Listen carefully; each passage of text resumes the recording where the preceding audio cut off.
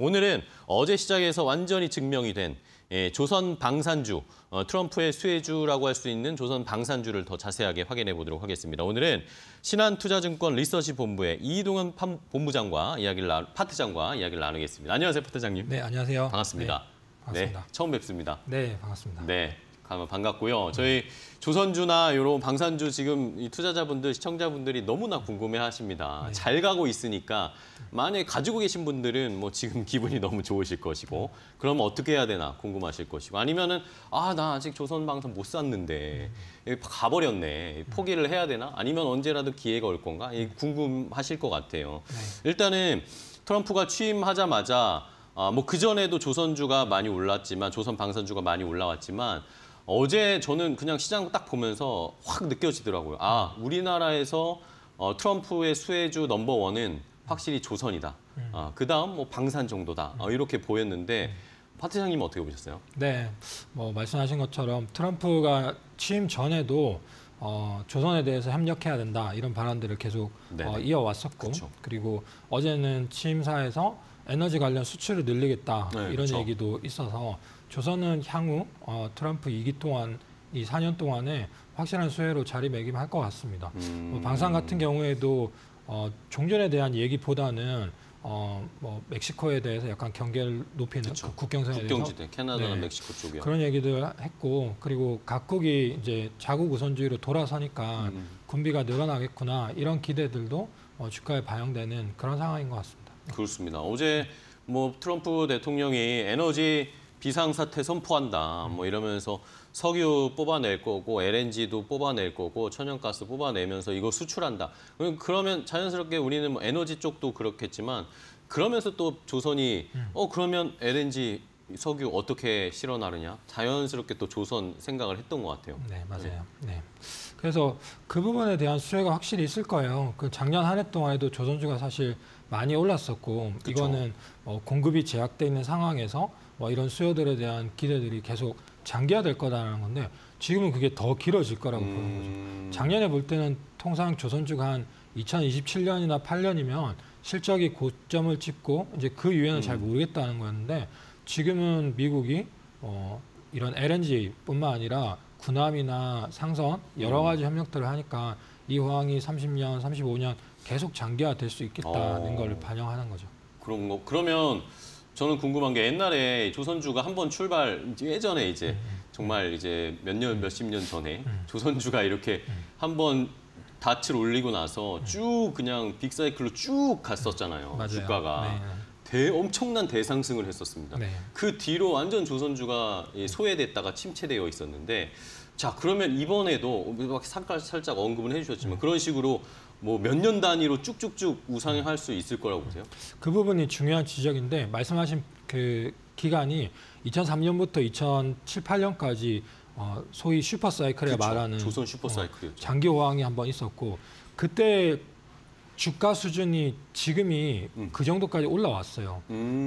그때랑 약간 결이 다른 건 그러면 지금이 과열 양상 아닌가 이런 의심을 해볼 수 있고 예. 그리고 그 당시랑 지금이랑 비교했을 때 뭐가 바뀌었냐라고 했을 때 그 당시는 중국을 중심으로 전 세계 물동량 소요들이 엄청나게 증가하는 수요 증가의 시기였어요. 근데 지금 미국을 빼고 전 세계 경기가 그렇게 좋은 상황은 아니거든요.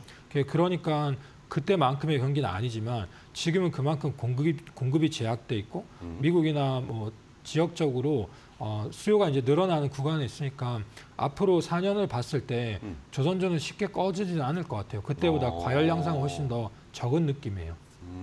어쨌든 트럼프가 4년 임기 있는 동안은 조선주는 긍정적으로 보시는 거네요. 네, 맞습니다. 좋습니다. 자, 그러면 이제 주가 수준 아까 살짝 말씀을 해주시긴 하셨지만 어쨌든 단기적으로는 올랐단 말입니다. 오늘도 보면은 조선주가 조금 쉬어가고는 있어요. 어제 많이 올랐으니까 오늘 좀 쉬는데 하나오션 같은 경우는 오늘도 올라요. 1.5% 55,500원까지 왔는데 자 이러니까 이제 조선주 미리 가지고 계셨던 분들은 약간 고민됩니다. 이걸 그냥 계속 끌고 가야 되나? 이 파트장님 말처럼 중장기적으로 그냥 빅사이클로 가져가야 되나? 아니면 이 정도 왔으면 한번 조정도 나올 법 싶은데 트럼프 수혜가 약간 약간 이제 주춤해질 때 조금 꺾일 것 같기도 한데 네. 이제 선택의 기로에 약간 놓이신 것 같아요. 어떤 전략을 추구하는 게 좋다고 보세요? 네, 좀 비중 조절도 일부 있어야 된다고 생각을 해요. 네. 365일 오르는 주식은 없습니다. 그렇죠. 작년 한 해 동안에 조선주 평균으로 70% 상승했고 연초부터 지금까지 또 50% 상승을 네, 했거든요. 계속 올라왔어요. 그리고 앞서 말씀드린 것처럼 2007년이나 8년에 그 고점의 주가를 형성하고 있고 그때의 소위 말하는 밸류에이션, 그 가치를 주는 거를 더 지금 많이 주고 있어요. 아, 그래서 꺾인다는 의미보다는 조선을 1년으로 봤을 때 한 7, 8달은 시장 대비 기대치를 하회하다가 이제 몇 달 사이에 오르는 게 조선주의 패턴이에요. 아. 그래서 없으신 분들은 분할 매수로 사시는 걸 추천드리고 그리고 갖고 계신 분들은 일부는 조정할 수 있는 거죠. 3분의 수익 1을 실현하고. 줄이거나 하고 또 상황 봐서 더 늘리고 이게 단기적인 패턴이 아닐 거라는 거죠. 4년을 놓고 생각했을 때 그런 비중 조절 차익 실현들도 일부는 필요하다고 생각합니다. 그러면은 어쨌든 지금 좀 올라왔을 때 뭐 답하는 것보다 어느 정도 수익 실현 챙겨놓고 또 그 자금을 가지고 기회를 봤다가 약간의 조정이 나오거나 쉬어갈 때 또 다시 좀 담고 이런 식으로 가는 게 네. 좋겠다고 말씀하시는 거예요. 예. 그런 거에서는 이제 다른 섹터랑의 우열도 있거든요. 지금은 다른 예. 섹터보다 조선같이 수혜가 집중되는 섹터에 몰리지만 지금 상황이 안 좋은 섹터, IT라든지 기타 등등의 섹터들이 또 주목을 받는 시절이 되면 그러면 상대적으로 조선주에서 기관들의 차익 실현 물량이 나올 수도 있는 거죠. 그래서 그런 거 생각해서 일부는 조정해 가면서 중장기적인 그림으로 그려 나가면 되지 않을까 싶습니다. 네, 좋습니다. 어쨌든 트럼프가 콕 집어줬기 때문에 우리에게는 너무나 땡큐인 건데 이런 상황에서 어쨌든 저희가 에너지만 이야기를 했지만 취임식에서 에너지 이야기가 많이 나왔으니까 근데 지금 사실 그 전까지 취임 전까지 올랐던 모멘텀은 사실 MRO 사업, 이 해군 함정과 관련된 이야기들이 주가를 끌어올렸잖아요. 그럼 저는 궁금한 게 이게 심리적으로 좋은 소식이니까 주가가 올랐다 치는데 그러면 실제로 이런 MRO 사업이 실적계에도 굉장히 긍정적인 영향을 미칠까요? 실제로 군함이나 이런 거 하면 제가 듣기로는 이게 비용이 생각보다 많이 든다고 저는 들었거든요. 네. 그래서 MRO 자체만 봤을 때는 미국의 연간 시장 한 20조 정도 이렇게 보고 있고 한국이 얼마나 할지 몰라요. 그쵸? 지금 작년에 한 것도 두세 척 정도 계약한 정도고 커지고 수혜를 받을 것 같긴 하지만 MRO만 가지고 승부를 볼 건 아니에요. 신조 건조를 해야 되는데 신조 건조는 300조 시장을 얘기를 하는데 그쵸.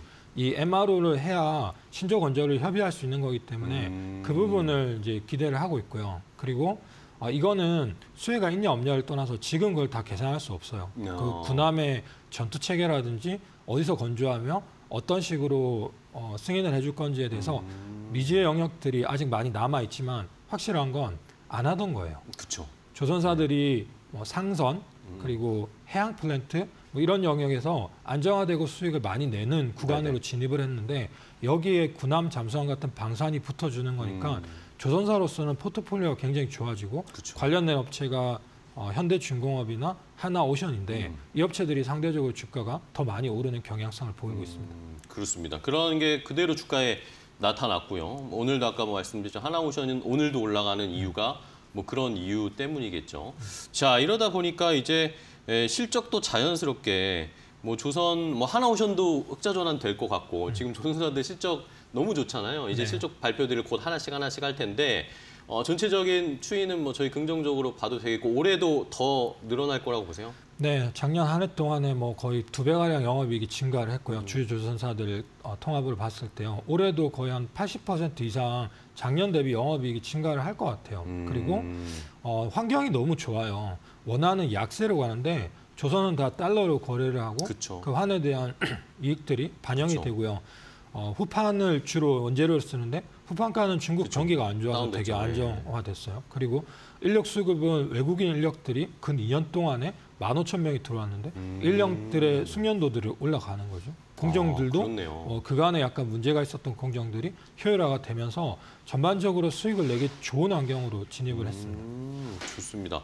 자, 이렇게 설명을 들으니까 진짜 모든 조건들이 굉장히 다 좋아졌네요. 말씀해 주신 것처럼 달러 베이스도 이득이 되는 거고 뭐 숙련도 이제 외국인 근로자들 숙련도도 올라가고 있는 거고 한때는 뭐 통영 쪽에 굉장히 문제가 많았잖아요. 사람이 없다 이런 이야기도 있었는데 그런 변화가 나타나네. 어쨌든 미국이랑은 MRO 사업을 뭔가 매개체로 해서 그걸 뛰어넘어서 함정을 우리가 수주할 수 있는 네. 그런 MRO로 신뢰를 쌓는 단계가 일단 먼저 중요할 것 같습니다. 올해는. 네. 맞습니다. 네, 그러면은 뭐 방산 뭐 해양의 이 조선에서도 방산 이야기가 나왔는데 뭐 자연스럽게 그러면 이제 방산주들로 좀 넘어가 보면 방산주들은 사실 작년 탑픽이 방산주였어요, 그렇죠? 작년에 연초부터 해서 주가가 많이 올라왔는데, 근데 중간에 한번 꺾였단 말입니다.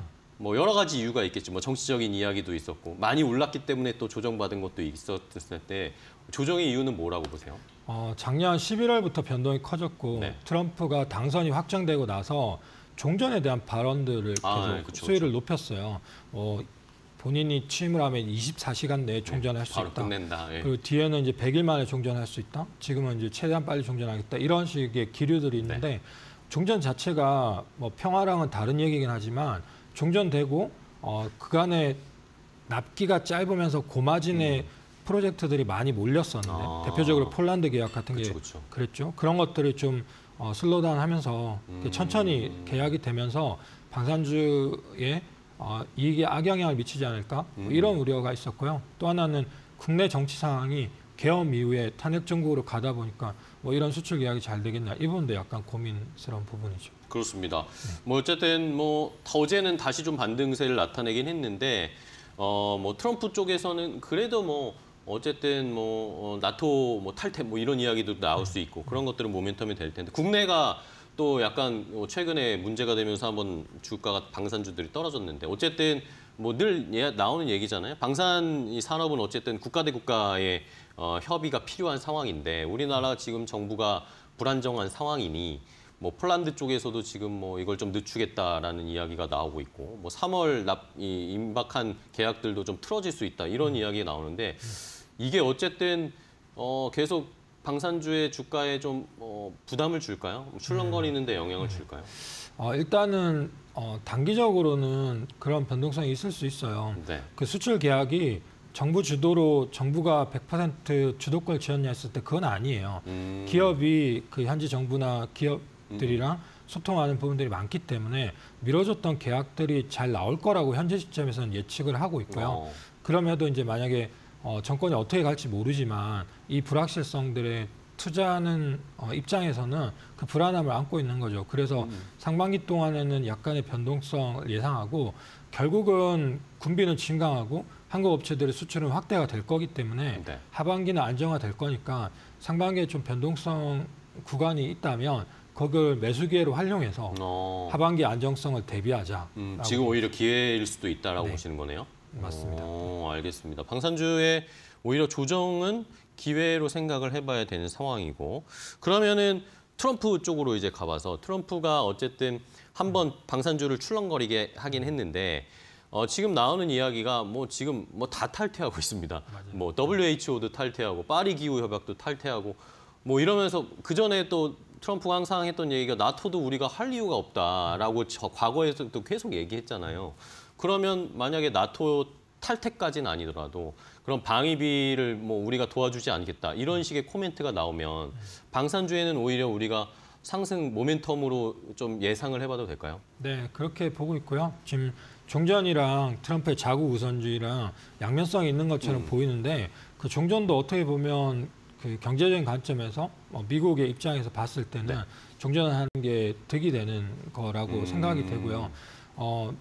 평화의 분위기는 쉽게 오지 않는다고 생각해요. 안타깝긴 하지만 지금 그게 전 세계 지정학적인 상황인 것 같고 네. 군비 증강 기조는 트럼프 입장에서 각자 해결해라 이런 게 기조기 때문에 해라. 네, 그래서 이제 군비가 늘어날 수밖에 없고 트럼프의 이런 발언이나 기치들이 계속 확장되어 간다고 하면 한국 업체로서는 수출할 수 있는 여력들이 늘어나는 시장이 거죠. 많아지겠죠. 그렇죠. 네. 알겠습니다. 자, 이런 모멘텀도 한번 저희가 중장기적으로 생각해봐야 되고 뭐 어쨌든 지금 어제 조선 방산이 잘 간 이유는 트럼프의 수혜도 있겠지만 트럼프 수혜 플러스 알파로 어쨌든 실적 베이스가 잘 깔린다라는 생각도 들어요. 네. 그것도 중요한 축이라고 생각해요. 왜냐면 우리 시장이 작년 연말부터 엄청 불안했기 때문에 맞습니다. 실적이 베이스가 되니까 그래도 가는 것 같은데 방산 쪽도 올해도 실적 뭐 기대해도 되겠죠? 네, 많이 올라갑니다. 잔고가 많이 늘었고요. 21년에 거의 25조 잔고였는데요. 방산 업체들 잔고가요. 지금 75조예요. 그래서 성장이 담보되어 있는 상황이고 수출하는 물량들이 내수보다는 마진이 통상 높기 때문에 그쵸. 지금 수출 늘어나는 게 마진을 계속 높이는 그런 상황이 있습니다. 알겠습니다. 자, 이렇게 좋은 업종, 조선 방산 뭐 비슷한 궤를 같이 합니다. 자, 그러면은 우리 파트장님께 탑픽을 하나씩 좀 골라달라고 부탁을 드려야 될 것 같아요. 조선주 쪽에서 조선주는 좀 많이 올라와 있으니까 뭘 골라야 되지? 대형주를 골라야 되나? 아니면 기자재, 조선 기자재 쪽도 봐도 되나? 약간 고민도 되고 뭐 방산 쪽에서는 어쨌든 약간 조정이 나왔으니까 좋은 걸 싹 고르고 싶거든요. 탑픽 뭘로 보고 계세요? 조선은 바스켓으로 보셔도 돼요. 최선호주라기보다는 상대적으로 덜 오른 종목이 삼성중공업인데 그냥 다 좋다고 보는데 그중에 덜 오르는 관점에서는 삼성중공업 보고요. 그리고 방산 같은 경우에는 현대로템, 한국항공우주 이런 종목들 좋게 보는데 상대적으로 덜 올랐어요. 하나에어로스페이스나 LG 넥스원이 그쵸. 상대적으로 덜 올랐고요. 그래서 올해 연간으로 봤을 때는 덜 오른 종목들의 키 맞추기도 있을 거기 때문에 한국항공우주 선호하고 현대로템도 괜찮은 것 같습니다. 그러면 조선은 뭐 ETF, 조선 ETF 이런 것도 괜찮다고 보시는 거예요? 네, 바스켓으로 뭐 분할 매수해 간다면 뭐 급여를 받으시는 분들은 네. 올해 일정 저축하듯이. 부분 저축하듯이 이게 단기 사이클이 아니니까 그리고 변동성이 있을 수 있으니까 그런 분할 매수 관점에서 모아가시는 걸 추천드립니다. 알겠습니다. 자, 이렇게 탑픽까지 들었고 마지막으로 하나만 추가 질문을 드리면 어쨌든 저희 이번 1월, 2월은 트럼프 수혜주를 잘 잡아야 되잖아요. 네. 뭐 조선 방산을 봤지만 또 이외에도 어떤 업종 섹터 좋다고 보세요? 제가 맡고 있는 것 중에선 전력기기나 건설 장비도 있는데 오늘 주가가 이제 상승해요. 미국에서 LA 산불이 크게 났고 그렇죠. 이 전력망에 대한 투자들을 계속 이거 해야 다 되니까. 교체해야 된다면서요? 네, 그런 측면에서 관련된 전력 업체들, 현대엘렉트릭이나 효성중공업, LS엘렉트릭 이런 업체들 그리고 건설 장비도 오르는데 결국 인프라 투자를 할 거라는 기대들이 반영이 되는 거죠. 그런 업체들이 두산 밥캣이나 HD 현대 인프라코, HD 현대 건설기 이런 쪽도 관심을 가져보실 만해요. 전력 기계는 많이 올랐지만 더 갈 것 같고요. 건설 장비는 아직 많이 오른 게 없기 때문에. 쉬웠죠, 전력 네. 건설 기계는. 네, 맞습니다. 알겠습니다. 자, 이렇게 조선방산 플러스 해서 건설기계, 전력기기 쪽도 좋다, 올해 좋을 거다라는 의견을 주셨으니까 저희가 이런 업종들을 트럼프 수혜 섹터로 종목들을 한번 잘 골라보도록 하겠습니다. 오늘 뭐 궁금한 분들 많으셨을 텐데 우리 이동훈 파트장님이 잘 설명해 주셔서 저희 투자 전략 세워보도록 하겠습니다. 오늘 좋은 인사이트 주셔서 감사하고요. 다음에 또 기회 되면 한번 초대 드리겠습니다. 잘 부탁드리겠습니다. 네, 고생 많으셨습니다. 감사합니다.